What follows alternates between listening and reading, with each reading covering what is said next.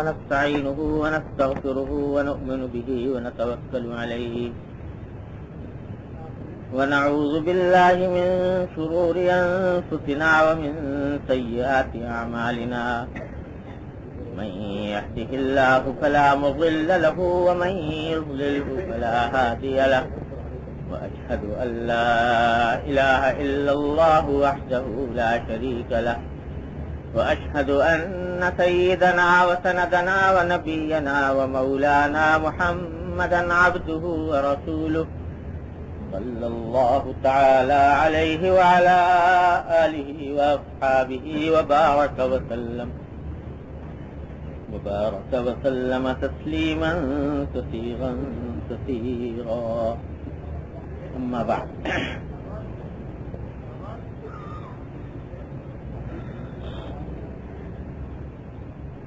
یہ کتاب جو ہم آج میں جمعہ کے دن پڑھا کرتا ہوں، اس کا نام ہے ریاض الصالحین. علامہ نووی رحمۃ اللہ علیہ ایک بہت بڑے بزرگ محدث گزرے ہیں. انہوں نے یہ احادیث جمع کی ہوئی ہیں مختلف موضوعات پر، اور اسی کا درس یا اسی کو بنیاد بنا کر کچھ گزارشات آپ حضرات کے سامنے کیا کرتا ہوں. تو اس میں زندگی کے مختلف شعبوں میں نبی کریم سرور دو عالم صلی اللہ علیہ وسلم کی ہدایات اور تعلیمات ہم جیسے عام آدمیوں کے لیے جمع کی گئی. الحمدللہ کئی سال اس کو ہو گئے اور اب یہ ختم کے قریب آ رہی ہے. کچھ حصے اس میں سے میں نے اس لیے ترک کر دیے ہیں کہ وہ اس مجمع کے لحاظ سے مناسب نہیں تھے، یا اس میں کوئی ایسی بات نہیں تھی کہ جو اس مجمع میں کہی جائے. لیکن بحث مجموعی زیادہ حصہ الحمدللہ آ گیا. اب آخر میں آ کر انہوں نے ایک مستقل کتاب قائم کی ہے، یعنی باب بہت بڑے باب کو عربی کتابوں کے اندر کتاب کے لفظ سے تعبیر کیا جاتا ہے. کتاب الامور المنہی عنہا، یعنی ناجائز امور کے بیان، کیا کیا باتیں ناجائز ہیں جن کو نبی کریم صلی اللہ علیہ وسلم نے ناجائز قرار دیا، حرام قرار دیا، گناہ قرار دیا. یہ آخری کتاب ہے. اس کتاب آخری باب آج سے اللہ کے نام پر وہ شروع ہونا ہے، اور اہمیت اس کی یہ ہے، اور غالباً اسی اہمیت کی وجہ سے امام نووی رحمۃ اللہ علیہ نے اس کے اوپر اپنی اس کتاب کو ختم کیا ہے کہ گناہوں سے اجتناب اور گناہوں سے اپنے آپ کو بچانا یہ جتنا اہم اور ضروری ہے اتنی ہی اس سے غفلت ہے. جب کوئی آدمی دین کی طرف آتا ہے، چلتا ہے، تو یہ کام تو اس کو آسان لگتا ہے کہ بھئی کچھ معمولات مقرر کر لیے، کچھ عبادتیں، مستحبات، نوافل انجام دے لیے، یہ اتنا مشکل نہیں. لیکن وہ کام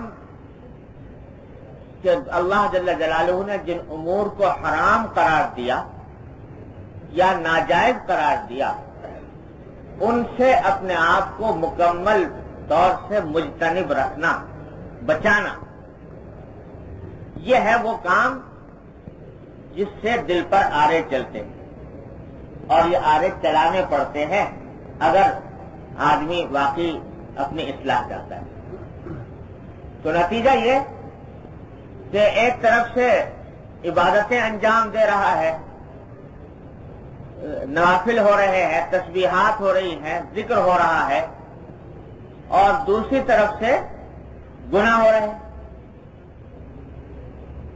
اور گناہوں سے بچنے کی فکر نہیں، تو اس کا نتیجہ یہ ہوتا ہے کہ ان عبادات اور نوافل کا بھی صحیح فائدہ، صحیح نور، صحیح برکت حاصل نہیں۔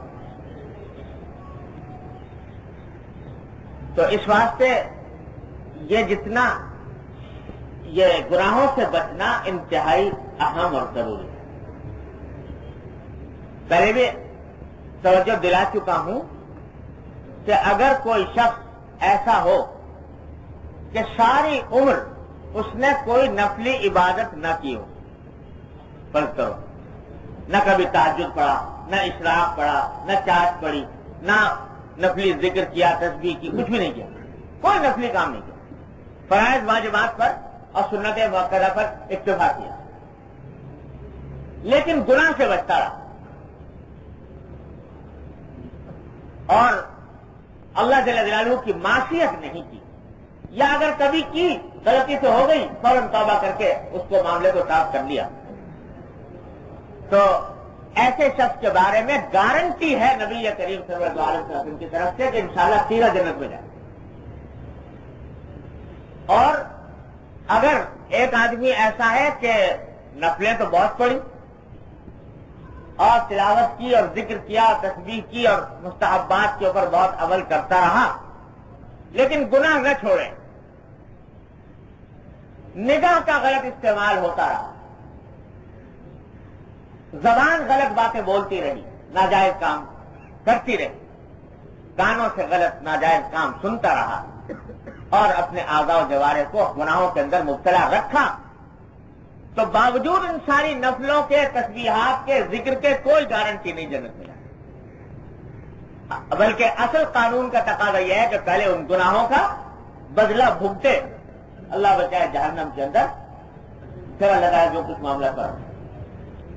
تو اتنی اہمیت ہے گناہوں سے بچنے کی، اور جتنی اہمیت ہے اتنا ہی آج کل غفلت ہے۔ جب دیندار آدمی بس یہ سمجھتا ہے کہ بھائی میں نماز روزہ کرتا رہوں اور یہ اپنا کسی اللہ والے سے تعلق قائم کر لیا، کچھ ذکر تسبیح اس نے بتا دی، اس میں لگ گئے، باقی گناہوں سے بچنے کی فکر۔ تو بھائی اس لیے امام نووی رحمۃ اللہ علیہ نے آخر میں آ کر یہ کتاب قائم کیا کہ یہ سب کچھ اس وقت ہے فائدہ مند، یہ مستحبات، یہ نوافل، جب آدمی گناہوں سے بچنے کی فکر کرے، اپنے آپ کو معصیت سے بچائے۔ ذرا سوچو تو صحیح، معصیت ہے کیا چیز؟ اللہ بچائے۔ گناہ ہے کیا؟ گناہ کے معنی، معصیت کے معنی ہے نافرمانی۔ کس کی نافرمانی؟ اللہ کی نافرمانی۔ دیکھو جتنا کوئی بڑا محسن ہوتا ہے اتنی ہی اس کی نافرمانی بری ہوتی ہے۔ ایک آدمی برابر کا ہے، دوست ہے، اس کے ساتھ دوستی کا تعلق ہے، برابری کا تعلق ہے، وہ کوئی بات کرنے کو کہتا ہے، تم نہیں کرتے، تو اتنی بری بات نہیں، برابری کا معاملہ ہے۔ اور اگر باپ کہے کوئی کام کرنے کو اور بیٹا نہ کرے، اس کی نافرمانی کرے، تو یہ بڑی گندی بات ہے کہ باپ اتنا بڑا محسن کہ اس دنیا کے اندر مخلوقات میں ماں باپ سے بڑا محسن کوئی اور نہیں ہوتا، تو ماں باپ کے احسان کے کا بدلہ آدمی اس طرح چکائے کہ ان کی بات نہ مانے، ان کی نافرمانی کرے، ان کے کہنا نہ مانے، بہت ہی بری بات۔ لیکن اللہ جل جلالہ جو مالک، جو خالق، جو پروردگار، جو پیدا کرنے والے، پالنے والے، ہر آن نعمتوں کے اندر انہوں نے ہم کو دبویا ہوا ہے اپنی نعمتوں کے اندر، کوئی لمحہ ایسا نہیں ہے جس میں نعمتوں کی بارش برس نہ رہی۔ وہ اللہ جل جلالہ جو ہر وقت، ہر آن، ہر لمحے ان کی نعمتیں، ان کے احسانات میں ڈوبے ہوئے ہو، وہ کہے کہ بھئی یہ کام نہ کرنا، اتنا تمہیں آزادی دی، اتنی تمہیں چھوٹ دی، اتنے مباحات رکھے، اتنی تمہاری فطرت کی رعایت کی، اس سے تمہاری خواہشات کی رعایت کی کہ کوئی جائز خواہش ایسی نہیں ہے جس کے پورا کرنے کا کوئی حلال راستہ نہ بتا دیا، یہ حلال راستہ ہے تمہارے لیے، یہ کرو۔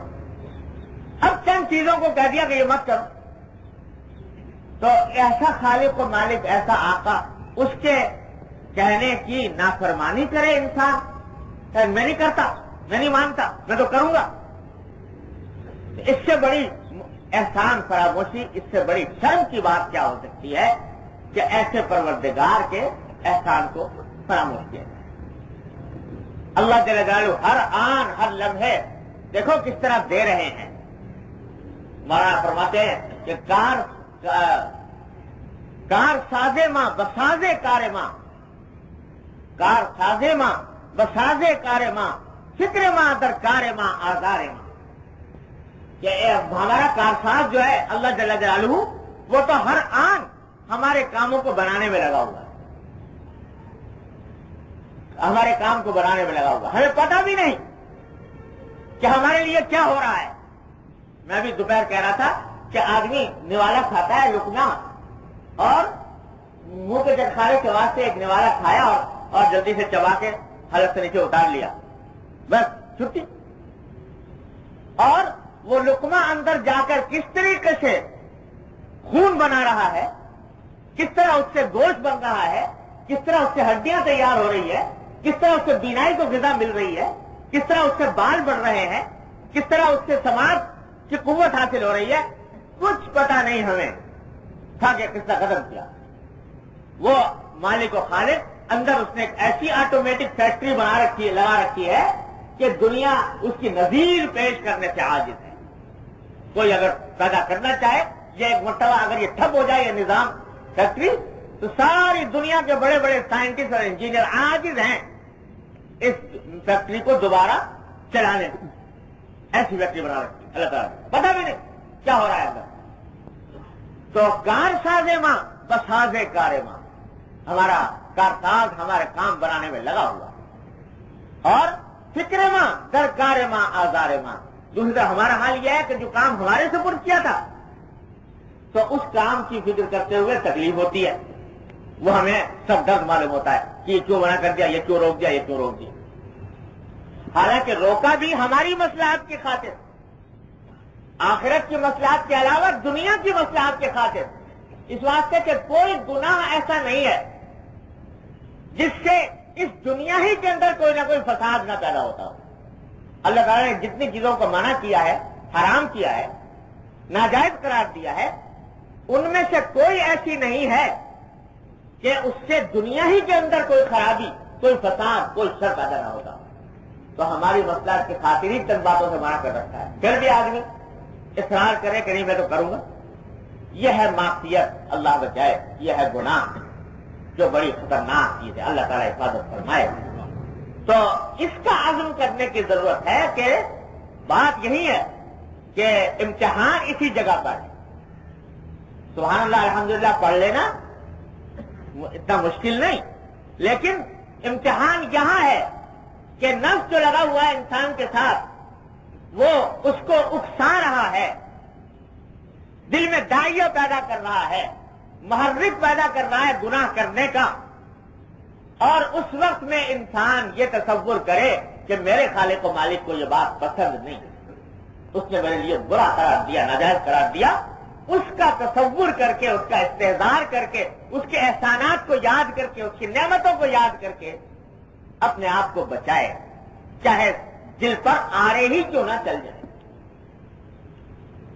لوگ کہتے ہیں صاحب کیا کریں، گناہ جو ہے اس سے بچنا اس لیے مشکل ہے کہ دل بہت کوشش کرتے ہیں مگر کیا بتا پھسل جاتے ہیں، اور نفس جو ہے وہ غالب آ جاتا ہے، اور اس وجہ سے ہزار عزم کرتے ہیں، ارادہ کرتے ہیں، لیکن رکا نہیں جاتا۔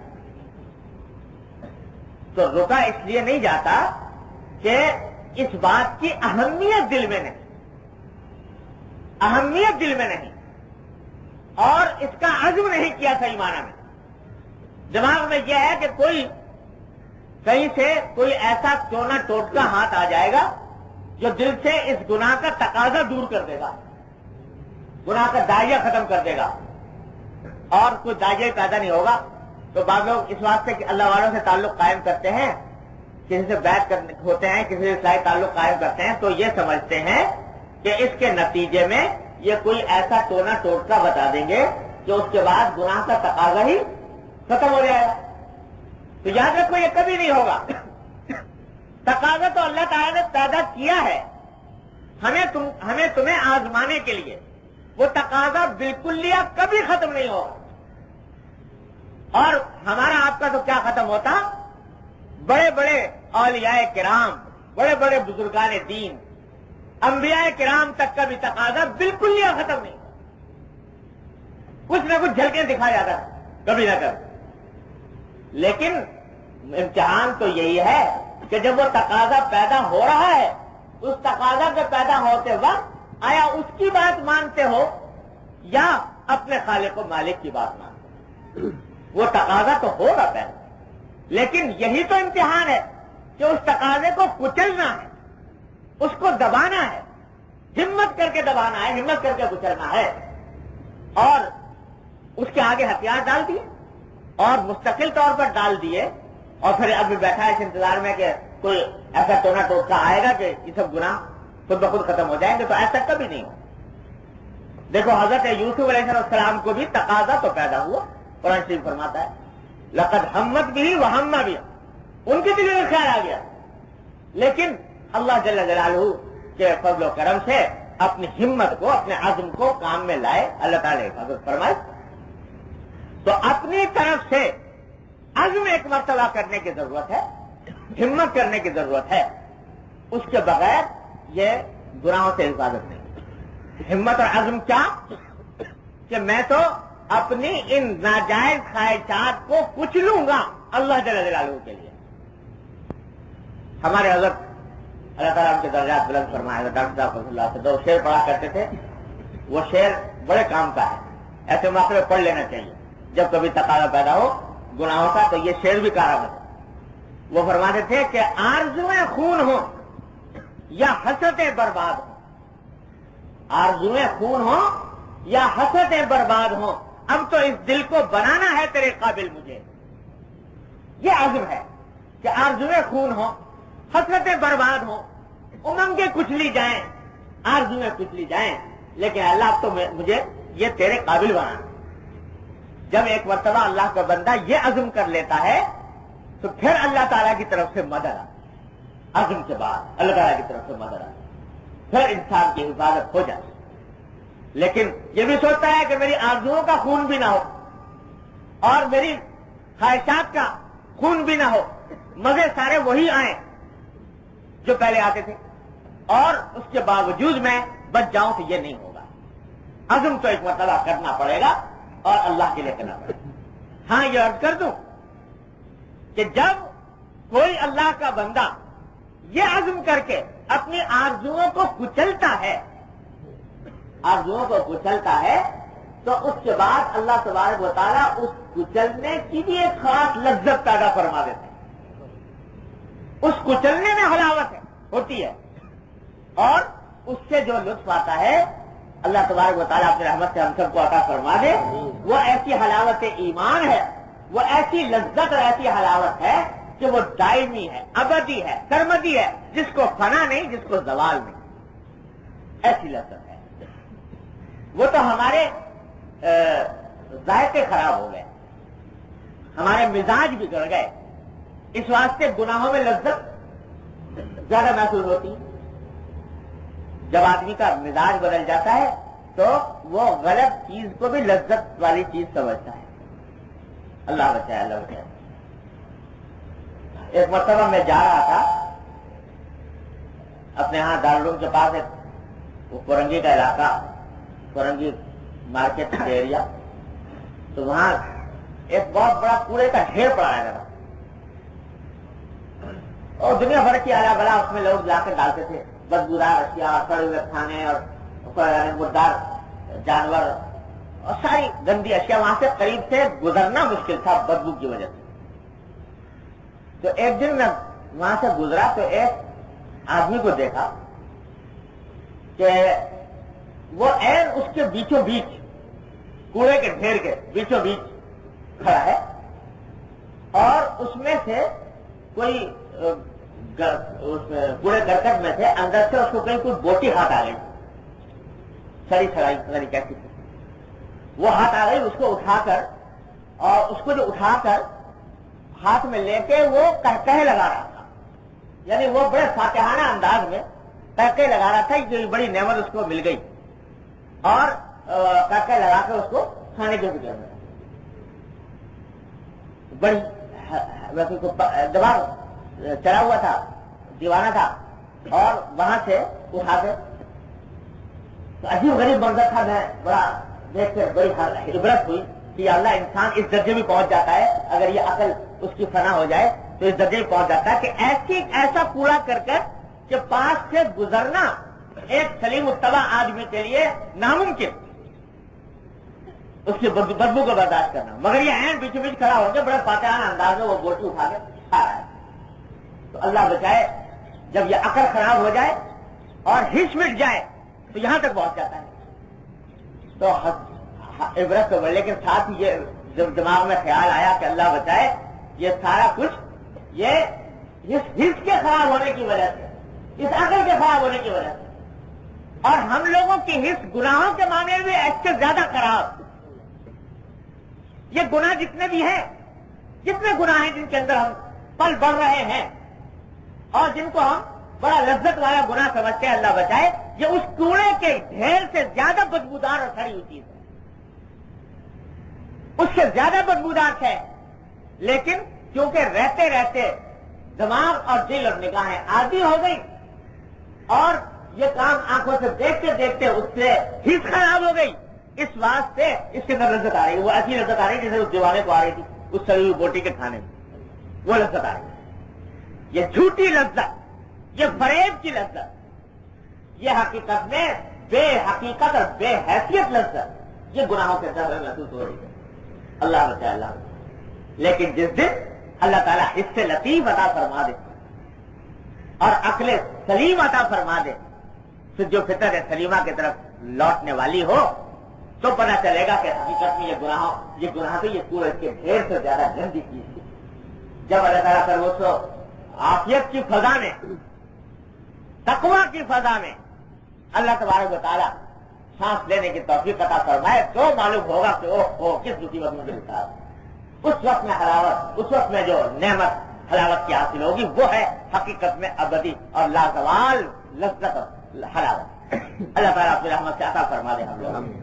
تو بھائی یہ یقین رکھو، جس چیز کو فرما دیا نبی کریم سرور دو عالم صلی اللہ علیہ وسلم نے کہ یہ حرام ہے یا ناجائز ہے یا گناہ ہے، تو یقیناً وہ سڑی ہوئی چیز ہے، اگر نہ ہوتی تو اس کو ناجائز حرام نہ کہا جاتا۔ ہم آپ چاہے دیکھنے میں اس کو کتنا ہی لطیف سمجھ رہے ہیں، تو اس کو چھوڑنے کے لیے تھوڑا سا اپنی آرزوؤں کو پامال کرنا پڑے گا، دل پر آرے چلانے ہوں گے، لیکن یہ آرے چلا چلا کر اس آرے چلانے میں پھر لذت آنے لگے گی انشاءاللہ تعالی، وہ پھر لذت لازوال ہو، لیکن اپنی طرف سے تھوڑا سا عزم کرنا ہوگا، پھر اللہ تعالیٰ کی طرف سے مدد آ جاتی۔ اور یہ اللہ تبارک و تعالیٰ کا وعدہ ہے۔ قرآن شریف، قرآن کریم میں اللہ جل جلالہ نے وعدہ فرما لیا کہ الذین جاہدوا فینا لنہدینہم سبلنا، جو ہمارے راستے میں کوشش کرتے ہیں تو ہم ان کو اپنے راستے میں کی ضرور ہدایت دیں گے، یہ وعدہ۔ اور ہدایت دیں گے کا ہمارے حضرت حکیم الامت صلی اللہ علیہ وسلم نے اس کا ترجمہ بڑا مزے کا کیا۔ میں نے اپنے حضرت مفتی احمد حسن صاحب رحمۃ اللہ علیہ سے سنا کہ وہ اس کا ترجمہ فرماتے تھے، حضرت تھانوی رحمۃ اللہ علیہ، فرمایا جو ہمارے راستے میں کوشش کرتے ہیں تو ہم ضرور ان کا ہاتھ پکڑ کے لے چلیں گے اپنے راستوں کے، اپنا ہاتھ پکڑ کے لے چلیں گے، لیکن شرط کیا ہے؟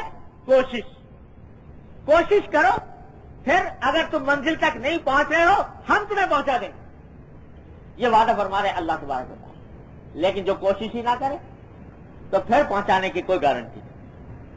حضرت ہی فرماتے ہیں حضرت صلی اللہ علیہ وسلم کہ دیکھو بچے کو دیکھا کبھی, جو چھوٹا بچہ ہوتا ہے وہ اس کو ماں باپ چاہتے ہیں چلنا سیکھے, ابھی گھٹنوں چل رہا ہے اور چلنا نہیں آتا, تو باپ کیا کرتا ہے کہ ذرا تھوڑا دور بیٹھ کر بچے کو بلاتا ہے کہ آؤ بیٹا ادھر آؤ.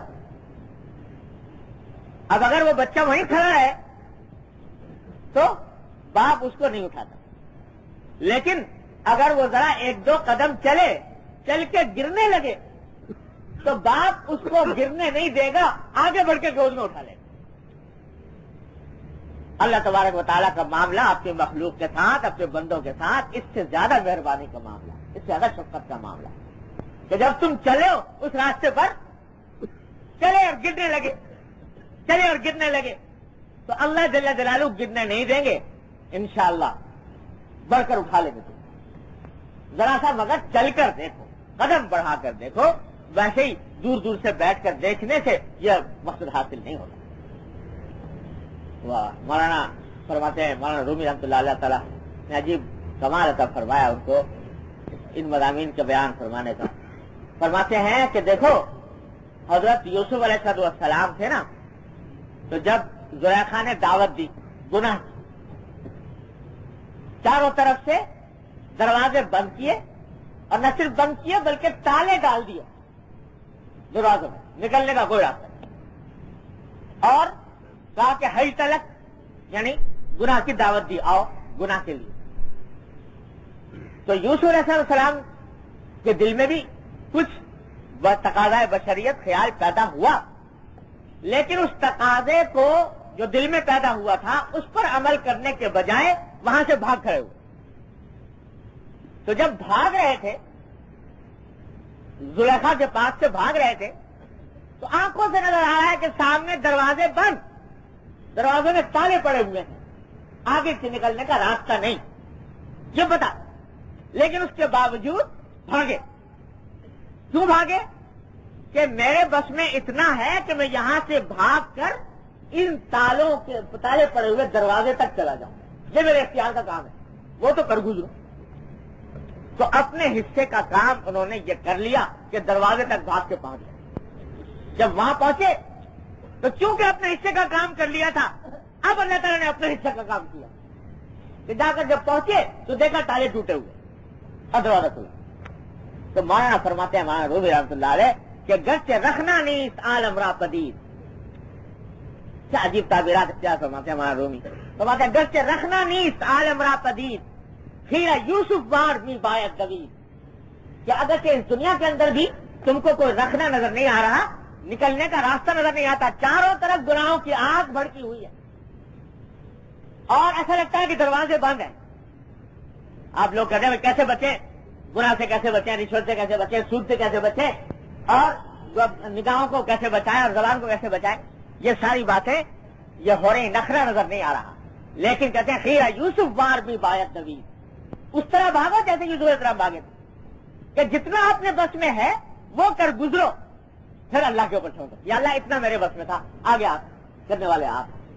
یہ ہے تو آدمی اپنے حصے کا کام کر کے پھر باقی اللہ جل جلالہ سے مانگے, ہاتھ پھیلائے اس کے سامنے کہ یا اللہ یہ میرے بس میں تھا, آگے میرے بس سے باہر. تو پھر دیکھو اللہ تعالیٰ کیسے کرتے ہیں. اللہ مولانا حضرت نے قصہ لکھا ہے, حضرت محمد صلی اللہ علیہ وسلم نے, چل پہلے بھی سنایا مگر یہ بار بار سننے سنانے کی بات ہے. حضرت مولانا کاندھے کے مشہور بزرگ تھے, نام ذہن سے اتر گیا, کاندھے کے ایک بہت مشہور بزرگ تھے, عالم تھے اور بڑے عجیب غریب بزرگ تھے. حضرت تھانوی قدس اللہ سے نے بہت سے واقعات ان کے لکھے ہیں. مولانا مظفر حسین اور مولانا مظفر حسین صاحب کاندھے رحمۃ اللہ علیہ, اللہ تعالیٰ کے درجات بلند فرمائے. عجیب عجیب واقعات حضرت نے لکھے, واقعہ سے لگتا ہے کہ وہ صحابہ کرام کے دور کی یادیں تازہ کی ہیں. جا کر اس کو صاف کیا اور وہاں پر مغرب کا وقت ہونے والا تھا تو نماز اذان دی. خیال تھا کہ اذان دیں تو کوئی آس پاس مسلمانوں کی آبادی ہے، کوئی اللہ کا بندہ آ جائے گا جماعت کر لیں گے، مگر مسجد کے صاف نہ ہونے کا اتنا رنج نہ تھا جتنا یہ کہ اذان دی اور کوئی خدا کا بندہ نماز میں نہیں آیا۔ ایک ساتھی تھے ساتھ میں، ان دونوں مل کے جماعت کر لی۔ تو جب جماعت سے فارغ ہوئے تو خیال آیا کہ ان بستی کے لوگوں سے کہنا چاہیے کہ خدا کے بندو تمہارے آخر مسلمان ہو، یہ مسجد اس طرح ویران پڑی ہے، کوئی اللہ کا بندہ نماز پڑھنے نہیں آتا۔ تو آس پاس کچھ لوگ رہتے تھے، ان سے جا کے کہا تو انہوں نے کہا صاحب بات یہ ہے کہ یہاں اس بستی میں خان صاحب رہتے ہیں، بہت بڑے سردار ہے اس بستی کے، وہ اگر آنے لگے مسجد میں تو ساری بستی نمازی ہو جائے گی، الناس علی دین ملوکی۔ تو انہوں نے کہا البتہ بس وہ ان کے آنے کا سوال اس لیے پیدا نہیں ہوتا کہ وہ تو ہر وقت اپنا شراب کباب میں لگے رہتے ہیں اور عورتوں کے چکر میں بازاری عورتیں ان کے یہاں آتی ہیں تو اس چکر میں پڑے رہتے ہیں، ان کو نماز کی کوشش کرنے۔ مولانا مظفر حسین صاحب نے فرمایا کہ اچھا بھائی ذرا مجھے ان کا پتہ بتا دو کہاں ہے ان کا گھر، میں ذرا چلا جاؤں۔ لوگوں نے کہا جی آپ امید پہ جا رہے ہیں، وہ تو آدمی شرابی کبابی آدمی ہے، وہ آپ کی بات کہاں سنے گا؟ کہا کہ نہیں بات مجھے بتا دو۔ لوگوں نے پتہ بتا دیا، پہنچ گئے۔ جا کے ان سے کہا کہ خان صاحب یہ آپ مسلمان ہیں، لا الہ الا اللہ محمد رسول اللہ پڑھتے ہیں، یہاں پر قریب میں مسجد ہے، ویران پڑی ہوئی ہے، کوئی نماز پڑھنے نہیں آتا، اگر آپ چلے جایا کریں مسجد کے اندر تو نمازی بہت ہو جائے اور آپ کو آپ کے نام اعمال میں سب کے نماز لکھی جائے، بہت ثواب آپ کو ملے۔ اب اللہ والے تھے اور اللہ والا جو بات کہتا ہے خلوص کے ساتھ دل سے، وہ دل ہی میں جا کے لگتی ہے۔ تو اس نے کہا جی بات اصل میں یہ ہے کہ بات تو آپ ٹھیک کہہ رہے ہیں، نماز پڑھنا فرض ہے، مجھے پڑھنی چاہیے، لیکن میرے ساتھ دو دشواری ہیں۔ ایک تو یہ کہ مجھ سے وضو کا پابندی نہیں ہوتی، وضو کی پابندی مجھے ہوتی نہیں، اور وضو کرنا بڑا شاق گزرتا ہے، نماز بغیر وضو کے ہوتی۔ اور دوسرا یہ کہ میرے ساتھ جو بری لتیں لگی ہوئی ہیں، یہ شراب کی اور یہ بازاری عورتوں کی، یہ مجھ سے نہیں چھوٹتی۔ تو ایسی حالت میں کیا جماعت پڑھوں جا کے مسجد کے اندر، مسجد تو بھی گندا تو حضرت مولانا مظفر حسین صاحب نے فرمایا کہ اچھا جی بات یہ ہے کہ آپ کو یہ دشواریاں میں بتا دیتا ہوں اس کا حل۔ کیا حل ہے؟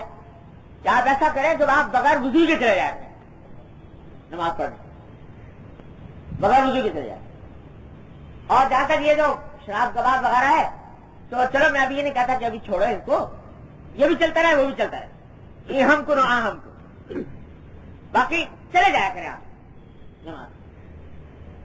اب کوئی عذر ہی نہ رہا خان صاحب کے پاس، جی آپ کیا بات کر رہے ہیں کہ بغیر وضو کے نماز؟ کہاں میں کہہ رہا ہوں اپنی ذمہ داری کہ بغیر وضو کے چلے جائے، وعدہ کر لو۔ اچھا جی پھر تو آپ کا معاملہ اتنا آسان کر دیا، تو ٹھیک ہے بغیر وضو کے جا کے پڑھ لیا کروں گا نماز، یہ کہہ کے وعدہ لے کے اس سے مولانا تشریف لائے واپس، اور واپس جا کر اسی مسجد میں 2 رکعتیں پڑھی اور سجدے میں گر کے خوب ہی روئے۔ اور جب سارے ہوئے ساتھی نے پوچھا کہ مولانا آج آپ نے کمال کیا، 2 باتیں، ایک تو بغیر وضو کے نماز پڑھنے کی اجازت دے دی، اور باہر آ کے آپ نے دیکھا آپ نماز میں بہت روئے۔ کہا کہ جی بس اس لیے رویا کہ سجدے میں گر کے اللہ جل جلالہ سے کہا کہ اللہ میرے بس میں اتنا ہی تھا کہ اس کو کھڑا کر، اس کے دل میں یہ نماز کی اہمیت پیدا کر دوں، میرے بس میں اتنا ہی تھا، میں نے کر دیا۔ یا اللہ اب آپ کا کام ہے کہ اس کے دل میں وضو کی بھی اہمیت ڈال دیجیے اور نماز کی بھی اہمیت ڈال دیجیے۔ یہ اللہ تعالیٰ سے مانگا میں نے۔ تو لکھا ہے کہ اس نے وعدہ کیا تھا کہ کل سے جاؤں گا مسجد میں، تو جب ظہر کا وقت جس میں جانے کا خیال آیا تھا، جب وقت آیا تو دل میں خیال آیا کہ اگرچہ مولانا نے اجازت دے دی وضو کے بغیر جانے کی، لیکن بندہ خدا تو پہلی بار جا رہا ہے مسجد میں اتنے دنوں کے بعد، تو آج پہلی نماز تو کم از کم طہارت کے ساتھ صحیح طور سے ادا کرنا، تو غسل تجھے وضو نہیں غسل کرنا چاہیے۔ تو دل میں خیال آیا، غسل کیا، خوشبو لگائی، اور اس کے بعد مسجد کا قصد کیا، جا کر مسجد میں گئے اور نماز ادا کی، اور نماز کیا ادا کی۔ جب واپس آیا تو دل میں وہ جو شراب اور کباب اور رنگ رلیوں کی جو محبت، وہ جو اس کا جو شوق تھا، وہ بھی باندھ پڑ گیا۔ اللہ تعالیٰ نے پھر وہ بھی چھڑوا دیا۔ تو مولانا یہ فرماتے ہیں کہ بھائی اپنے حصے کا کام تم کر لو تو اللہ جل جلالہ اپنے حصے کا کام کرتے ہیں۔ مصیبت یہاں سے ہے کہ اپنے حصے کا کام ہم نہیں کرتے کہ خواہشات کو کچلنے کی ذرا تھوڑی سی لذت سے آشنا ہو جاؤ کہ دل میں داعیہ پیدا ہو رہا ہے، تقاضا ابھر رہا ہے، لیکن اللہ کے خاطر چھوڑ دیا یہ کرو۔ تو پھر دیکھو اللہ تبارک و تعالیٰ اسی کے اندر مولانا فرماتے ہیں کہ شہوت دنیا مثال گلخنس، شہوت دنیا مثال گلخنس کہ عضو حمام تقوی روشن، کہ یہ دنیا کی جو شہوتیں ہیں، دنیا کی جو خواہشات ہیں گناہوں کی، ان کی مثال ایندھن کی سی ہے۔ ایندھن رات کو سردی میں جب حمام پہلے زمانے میں حمام ہوا کرتے تھے تو رات کو سردی کے اندر جب صبح کو اٹھنے کے لیے وضو وغیرہ کرنا ہو تو پانی کو گرم کرنے کے لیے ایندھن جلایا جاتا ہے، اس کو حمام اس زمانے میں اس طرح کے حمام ہوا کرتے تھے۔ تو مولانا فرماتے ہیں کہ جس طرح ایندھن جلائے بغیر حمام روشن نہیں ہو سکتا، اسی طرح یہ دنیا کی خواہشات اور شہوات جو ہیں یہ بھی ایندھن ہیں، ان کو جلاؤ، جتنا ان کو جلاؤ گے اتنا تقویٰ کا حمام روشن ہوگا۔ شہوت دنیا مثال گلخنس کہ عضو حمام تقویٰ روشن ہے، اور جب یہ حمام روشن ہو جائے گا تقویٰ کا حمام تو دیکھو تمہاری پوری زندگی کس طرح منور ہوتی ہے، کس طرح اس میں نور آتا ہے، کس طرح اس میں برکت حاصل ہوتی ہے، کس طرح اس کے اندر راحتیں، حقیقی معنی کی راحتیں میسر آتی ہیں۔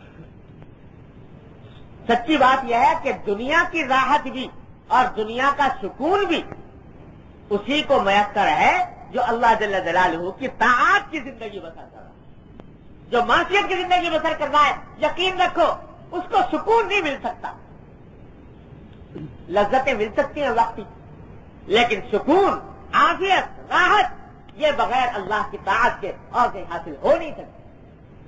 تو مانا فرماتے ہیں کہ شہوت دنیا مثال گلخنس کہ عضو حمام تقوی روشن، تو یہ یوں سمجھ لو کہ یہ جتنی خواہشات پیدا ہو رہی ہیں یہ اس کو ایندھن بناؤ۔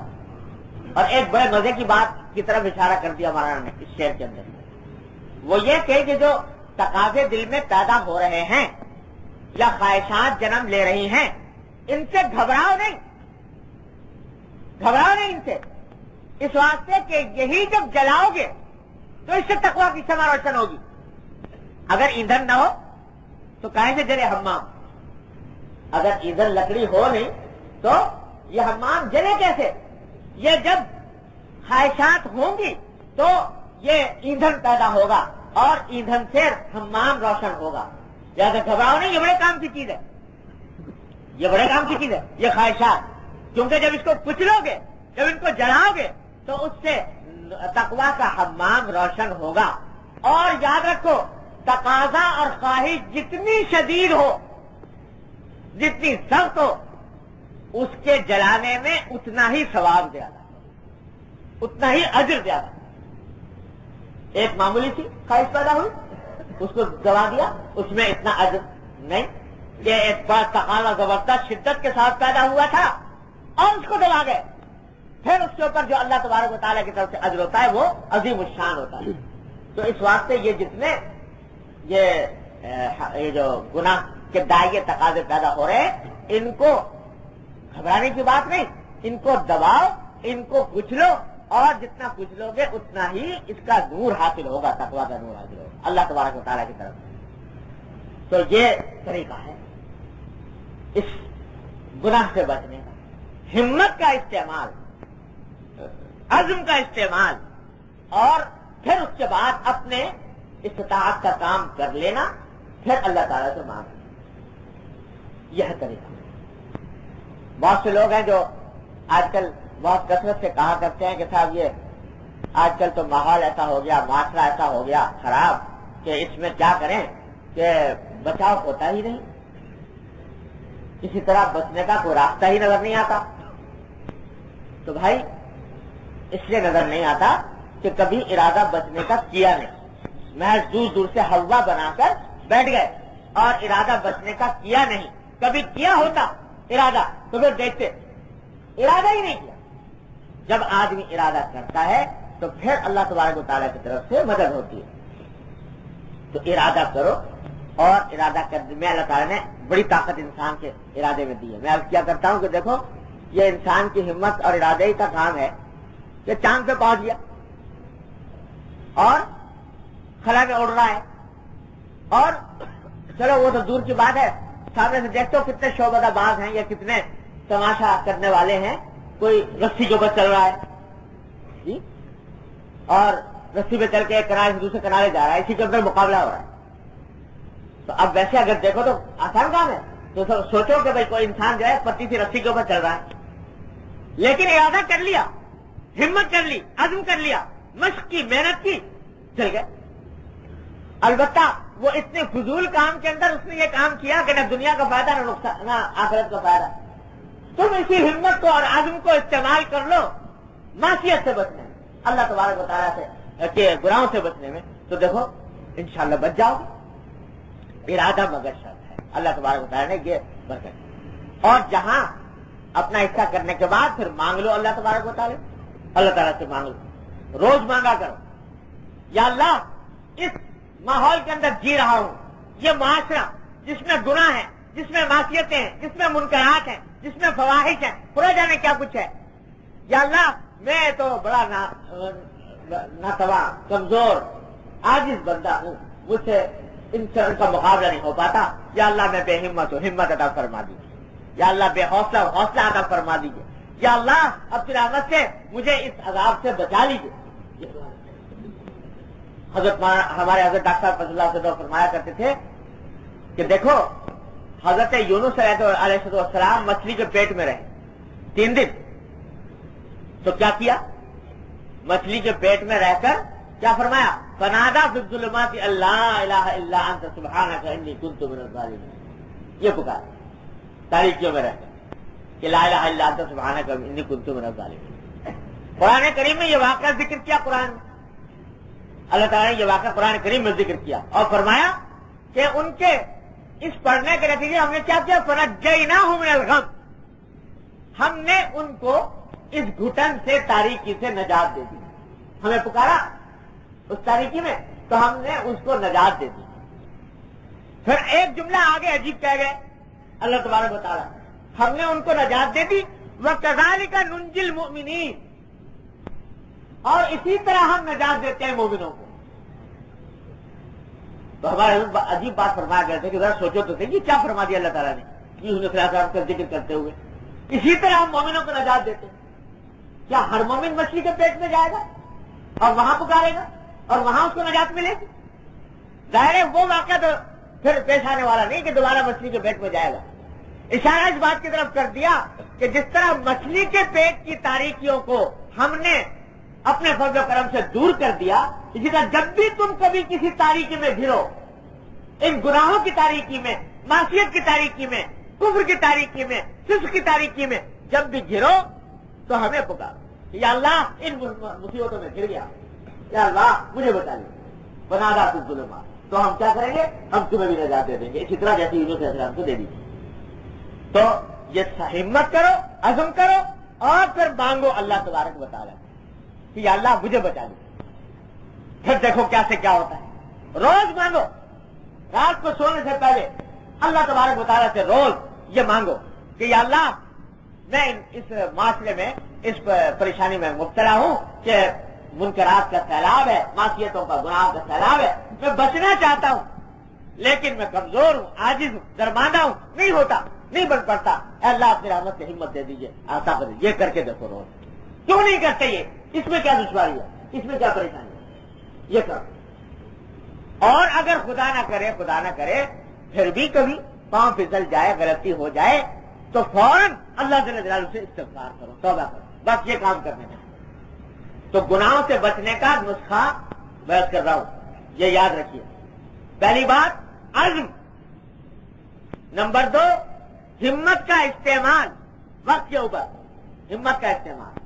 نمبر 3 اللہ تبارک و تعالیٰ سے دعا کہ یا اللہ مجھے بچا لیجیے. اور اگر پھر بھی کبھی ابتلا ہو جائے تو فوراً استغفار اور توبہ. یہ ہے لاہے عمل گناہوں سے بچنے کا. اور اگر آدمی پھر بھی نہ کرے، کچھ کرے ہی نہ، کرنے کا ارادہ ہی نہ رکھے، تو پھر اس کا تو کوئی علاج دنیا میں نہیں. لیکن یہ 4 میں نے آپ کو بتا دیا. بعض لوگ سمجھتے ہیں کہ صاحب یہ کوئی، جیسے میں نے کہا کہ کسی کے ساتھ تعلق قائم ہوگا تو یہ کوئی ایسی نگاہ ڈال دیں گے، کوئی ایسی نسبت کیا ہوتا ہے تصرف کر دیں گے، یا کوئی ایسا ٹونا ٹوٹکا کر دیں گے کہ جس سے گناہوں کی محبت نکل جائے گی، گناہوں کے تقاضے ختم ہو جائیں گے. یاد رکھو کبھی نہیں ہوگا، کرنا خود ہی ہوگا، اور یہ ان راستوں سے ہوگا. عزم، ہمت، دعا، استغفار، یہ 4 کام ان کو پلے باندھ لیا جائے، اور روز رات کو سونے سے پہلے یہ دعا کر لیا جائے. ہم جہاں یہاں پر بیٹھتے ہیں بھائی، یہ کوئی رسمی واز تقریر کے لیے نہیں بیٹھتے، مقصد اس سے اپنی اصلاح ہے. تو اگر واقعی اصلاح کا مقصود ہے تو پھر یہ پلے باندھ کر روز رات کو سونے سے پہلے اللہ تعالیٰ کے حضور ایک مرتبہ حاضر ہو کر یہ اقرار کیا، یا اللہ پھنس گیا ہوں اس مصیبت، یہ معاشرہ ایسا ہے، ماحول ایسا ہے، معصیتوں کے تقاضے پیدا ہوتے ہیں، گناہوں کے تقاضے پیدا ہوتے ہیں، اللہ کی رحمت سے، اپنے فضل و کرم سے بچا لیجیے، حفاظت کرنا. بس دیکھو پھر اللہ تعالیٰ انشاءاللہ تعالیٰ قوت رفتہ افرادہ فرما دیں گے، مگر کرنا شرط ہے. حضرت تعالیٰ فرماتے ہیں کہ 40 دن کر کے دیکھ لو یہ کام، انشاءاللہ دیکھنا کہ کتنا عظیم نفع ہوگا اور کیسا انقلاب پیدا ہوگا. اللہ تعالیٰ مجھے آپ کو سب کو اس کے اوپر عمل کی توفیق عطا فرمائے. اللہم صل علی سیدنا محمد وعلی آل محمد کما صلیت علی ابراہیم وعلی آل ابراہیم. اللہم صل علی سیدنا ربنا ظلمنا انفسنا وان لم تغفر لنا وترحمنا لنكونن من الخاسرین. ربنا آتنا فی الدنیا حسنۃ وفی الآخرۃ حسنۃ وقنا عذاب النار.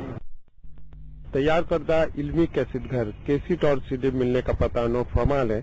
علمی کیسٹ گھر، دکان نمبر 5، فاطمہ پلازا، بالمقابل مدنی مسجد، fiddle be area, Karachi. Phone number 63708113